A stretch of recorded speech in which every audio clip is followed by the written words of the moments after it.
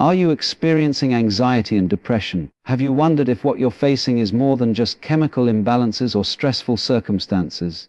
If perhaps it is a spiritual attack on your mind. The mind is not merely a machine, it is a gateway, a bridge between your inner world and the vastness of existence. When anxiety strikes, when depression sinks its weight upon you, it can feel as though invisible hands are pulling you downward, whispering lies that you are unworthy, that you are powerless.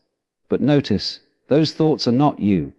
They pass through your mind like clouds across the sky. Yet when a spiritual attack occurs, those clouds gather, darken, and attempt to convince you they are permanent. They seek to convince you that the sun is gone when in truth it only hides. You see, the battlefield of spirit is not in some distant place.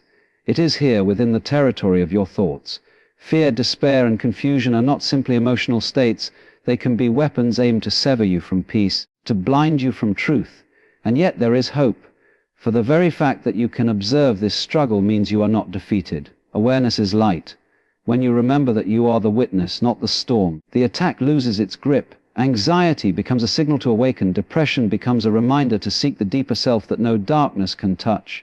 So ask yourself, who is it that hears these thoughts? Who is it that feels this weight? That deeper presence, unshaken and eternal, cannot be touched by any attack. It waits for you to return to remember. Your mind may be under assault, but your spirit is never broken. Rise into that truth, and the shadows will fade. There are moments in life when your mind feels like a clear stream, thoughts flowing easily, naturally, without resistance.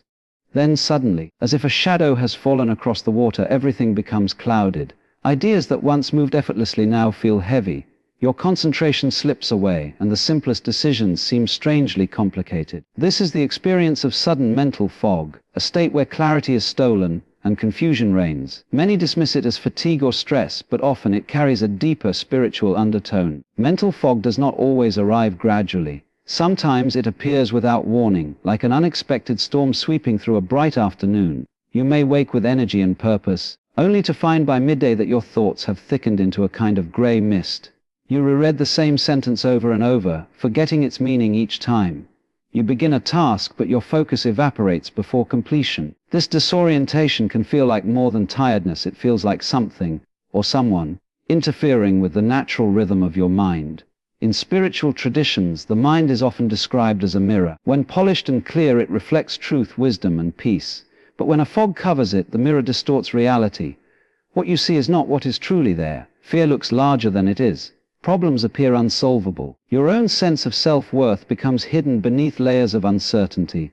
This is why sudden mental fog can be one of the first signs of a spiritual attack. It aims to disconnect you from your inner clarity and rob you of your natural strength. Notice also how this fog isolates you. When it descends, conversation becomes harder. You may feel unable to express yourself, as though the right words remain just out of reach. Others may not understand, because outwardly you look the same, but inwardly you are struggling through a haze no one else can see. This quiet battle can leave you feeling misunderstood, cut off from connection, and vulnerable to even deeper feelings of anxiety or depression. Yet within this very struggle lies an invitation. When fog arises, it asks you to slow down, to pause, to recognize that the attack is not truly you. It is a passing condition. Just as fog on a valley does not erase the mountains, the haze in your mind does not erase your clarity. Beneath the mist, your spirit remains whole. By observing the fog without identifying with it, you reclaim power. The attack weakens when you realize you are not the fog, you are the sky in which it drifts. Fear is a natural human emotion, designed to protect us from danger. When you face a genuine threat, fear sharpens your senses and prepares you to act. But persistent fear is different. It lingers when there is no clear cause. It rises in your chest during quiet moments, sits like a weight in your stomach, and whispers anxieties about the future that never seem to resolve. This ongoing dread is not protective, it is corrosive. It eats at your peace and convinces you that something terrible is always just around the corner. When fear takes this form, it is no longer responding to reality, it becomes a distortion of it. You may find yourself scanning the horizon for dangers that don't exist, replaying worst-case scenarios in your mind, and losing sleep over threats that never arrive. This kind of anxiety is one of the most telling signs of a spiritual attack, because it is designed to keep you trapped in a cycle of imagined disasters. Instead of living fully in the present, you become enslaved to shadows of what might happen. What makes persistent dread especially deceptive is its ability to disguise itself as logic. The mind begins to justify the fear. What if I lose my job? What if my loved ones leave me? What if I fail? These questions sound practical, but they are rarely grounded in fact. They are the voice of an intruder, an energy seeking to unsettle your trust in yourself, in life, and in the divine order that quietly sustains all things. The attack uses fear as a tool to erode your foundation, to make you forget that the present moment is the only reality you truly inhabit. On a spiritual level, this fear creates a subtle disconnection from your higher self. Imagine your spirit as a flame, steady, warm, unshakable. Persistent dread blows against it like an unrelenting wind, not strong enough to extinguish the light, but enough to make it flicker constantly. Over time, you begin to identify with the flicker rather than the flame, believing you are unstable, unsafe, and fragile. This illusion can lead you deeper into anxiety and depression, leaving you convinced that you are powerless against the storm. But here lies the paradox: fear itself is proof of your sensitivity to life. Only a living, aware being can feel it. This means that when you are overcome by dread, it is not a sign of weakness. It is a sign of your openness, your receptivity. The attack twists this openness into torment, but when reclaimed, the same sensitivity becomes the key to profound spiritual awakening. By observing your fear without running from it, you begin to dissolve its grip.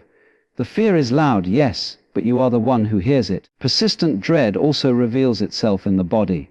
Muscles tighten, breath shortens, the heart races even in stillness. These are not random symptoms, they are the echoes of an inner battle. Your body is telling the story your spirit is already aware of, that you are being pulled into a conflict not of your making. Recognizing this helps you respond with compassion rather than judgment. Instead of condemning yourself for feeling afraid, you can meet the fear with patience, reminding yourself that it is an intruder, not your identity. And ultimately, persistent fear can become a doorway. When you no longer resist it blindly, but instead turn toward it with awareness, you uncover a hidden truth. Fear has no substance of its own. It thrives only when you believe its story. The moment you see it as passing energy, no more permanent than a gust of wind, the attack weakens. Fear may still knock at the door, but you no longer invite it in. In that moment, dread loses its sting, and you remember the presence within you that is stronger than any shadow. There is a kind of silence within us that is deeper than the absence of noise. It is the silence of inner peace, the stillness at the core of your being where nothing can disturb you. When this peace is present, life's challenges feel lighter, and even pain is more bearable. But when it vanishes, the world feels unsteady, as though you are walking on shifting ground.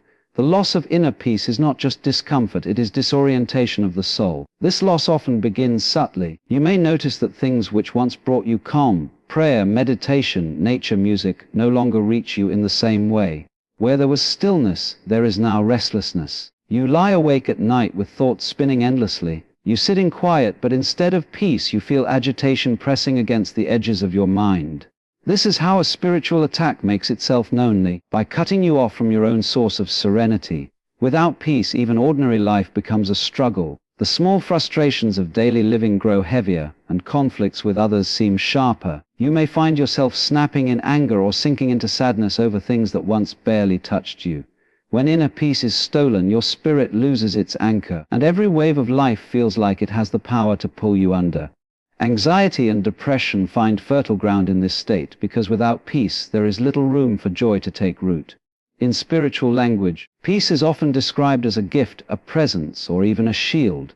When you carry it, you walk through the world with a sense of balance, protected from the chaos around you. A spiritual attack seeks to strip away this shield. By disrupting your peace, the attack exposes you, making you feel raw and defenseless. You are left believing that you must fight alone, when in truth, the deeper reality is that peace is always available. It is only clouded, not destroyed. The tragedy of losing peace is that it convinces you it is gone forever. In your lowest moments, you may think, I will never feel calm again. I will never return to that stillness. But this is not true. Peace is not something fragile that can be broken permanently. It is more like the sky, hidden sometimes by storms, but always waiting just behind the clouds. The attack makes you forget this, and in forgetting you suffer. Loss of inner peace also isolates you. It is difficult to connect with others when you are inwardly restless. Conversations feel shallow, relationships feel strained, and solitude feels unbearable. You may begin to withdraw, believing that no one understands, that you are trapped inside a mind that cannot rest. This sense of isolation deepens depression and fuels anxiety, creating a cycle where the absence of peace feeds more turmoil, and the turmoil blocks the return of peace. Yet there is wisdom hidden in this struggle. When peace is lost, you are forced to confront what you have been leaning on. Perhaps your calm depended on circumstances, quiet surroundings, predictable routines, supportive people. When those are shaken, the deeper question arises, can I find peace that is not dependent on anything outside me? This question is painful but transformative. It pushes you toward a more enduring foundation, a peace that no attack can touch. Restoring inner peace begins with remembering that the turmoil is not your true self. Just as waves can cover but never drown the ocean floor, the noise of anxiety and depression can cover but never destroy the core of your being. By stepping back and observing the disturbance without identifying with it, you begin to reclaim your calm. Practices like breath awareness prayer, or simply sitting in nature remind you that peace is not gone, it is only waiting beneath the noise to be uncovered. And so, the loss of inner peace, while painful, can also be a doorway. It reveals where you are vulnerable, where your spirit is under attack, but it also offers you the chance to rediscover peace in its purest form. Not as a fleeting mood, but as the unshakable presence that has always lived within you. The storm may rage, but the calm center is still there, waiting for you to return. There is no battlefield as subtle and dangerous as the way you see yourself. Self-perception is the lens through which you interpret every experience, every relationship, every challenge. When it is clear, you move through life with confidence, recognizing your worth and trusting your path. But when this lens becomes distorted, the world itself appears twisted. What is small feels overwhelming, what is good feels unearned, and what is beautiful within you becomes invisible. This is one of the most potent signs of a spiritual attack. The distortion of how you see yourself begins quietly. A thought enters your mind. I am not enough. Perhaps you dismiss it at first, but it returns louder each time. Soon it becomes a familiar voice whispering through the day, repeating in different forms, I am unworthy, I am a failure, I don't matter. Over time, these lies begin to weave themselves into the fabric of your identity. What was once a passing doubt becomes a core belief. This shift does not happen overnight. It is gradual, almost imperceptible, until you suddenly realize you no longer recognize yourself. A distorted self-perception makes you a stranger to your own heart. You begin to measure yourself only by failures, forgetting the victories. You notice your flaws more than your strengths, and you judge yourself more harshly than you would ever judge another. When you look in the mirror, you no longer see a soul with infinite potential. You see only what the attack wants you to see, a flawed, broken, inadequate reflection. This false vision becomes a prison, locking you away from your true nature.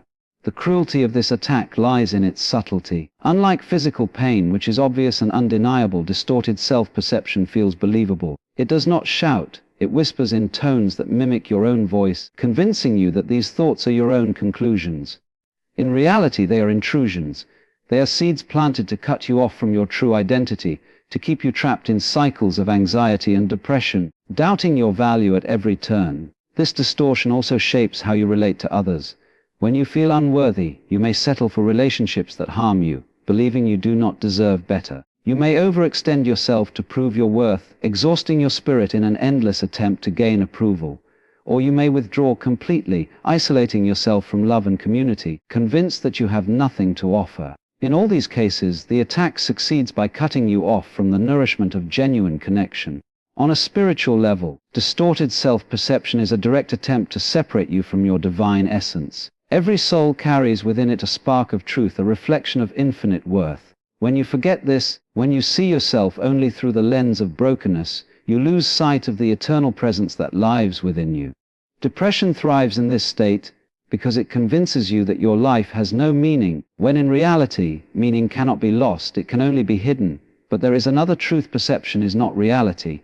Just because you feel unworthy does not mean you are. Just because the inner voice repeats a lie does not make it true. To see this clearly is the first step toward freedom. You are not your thoughts, you are not your fears. You are not the distorted mirror that reflects back only flaws. You are the awareness that sees these distortions.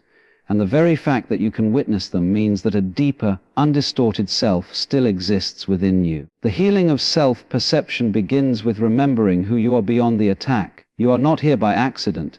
You carry within you a unique essence, a light that no darkness can erase. When you begin to challenge the inner lies, not with anger, but with gentle awareness, you loosen their grip.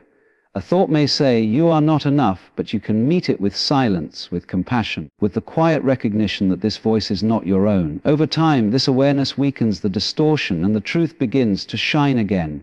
Rebuilding self-perception also requires patience. Just as the distortion did not appear overnight, it does not vanish instantly. Each small act of kindness toward yourself, each reminder of your inherent worth, is like polishing the lens through which you see yourself. Slowly the fog clears and you begin to recognize the beauty that has been there all along. You realize that your flaws do not define you, your failures do not limit you, and your mistakes do not erase your worth. This is the great reversal of the attack. What was once used to harm you becomes the very soil in which growth occurs. When you overcome distorted self-perception, you do not return to who you were before. You become stronger, wiser, more compassionate. You learn to see through illusions, to recognize the false voice for what it is, and to stand firmly in the truth of your being. You discover that the attack was not a destruction but an initiation into deeper awareness. And so, the distortion of self-perception, while painful, holds within it the potential for awakening. To see yourself falsely is to be given the opportunity to rediscover yourself truly. To walk through the valley of doubt is to eventually find the mountain of self-knowledge. And when you reach that place, you no longer see yourself through the fog of lies, but through the clear light of truth, whole, worthy, unshaken, and unbroken. There are few experiences more disorienting than waking up one day and realizing the things that once gave you life no longer move you. The laughter that once felt natural now feels forced. The hobbies, passions, or callings that once filled you with energy now lie untouched, gathering dust. This disconnection from joy and purpose is one of the clearest signs of a spiritual attack, because it strikes at the heart of what makes your life meaningful. Without joy, existence feels flat. Without purpose, existence feels empty. Joy is not simply an emotion, it is the natural radiance of the spirit. When you are in alignment, joy arises effortlessly. It may appear in small things, a song, a sunrise, a smile from a stranger. But when under spiritual attack, this current of joy seems cut off. You may experience days or weeks where nothing feels satisfying. The colors of life appear faded, as though someone has dimmed the brightness of your inner world. This is not just sadness, it is a targeted effort to make you forget the light within you. Depression often follows close behind this disconnection. It tells you that your lack of joy means something is broken in you, that you are incapable of happiness. Yet the truth is that joy has not vanished, it is simply veiled. Like the sun hidden by clouds, it remains present, waiting to shine again. The attack wants you to forget this, to believe that the emptiness you feel is permanent. But permanence is a lie. Even the darkest season eventually shifts. Purpose, too, becomes a victim of this assault. When joy is gone, the motivation to pursue your calling fades with it. Work feels meaningless, relationships feel hollow, your own dreams feel distant, as though they belong to someone else. This loss of purpose is more than discouragement, it is a spiritual wound. Purpose is the compass of the soul, and when the compass is broken, you drift aimlessly. The attack thrives on this drifting, because a soul without direction is more vulnerable to despair. At its root, disconnection from joy and purpose is a disconnection from your own spirit. You may continue functioning outwardly, going to work, paying bills, keeping commitments, but inwardly you feel like a shell of yourself. The attack convinces you that life is reduced to survival, that thriving is no longer possible. It strips away the deeper meaning of existence until you are left with only routine, a shadow of the fullness you once knew. This state of disconnection also breeds isolation.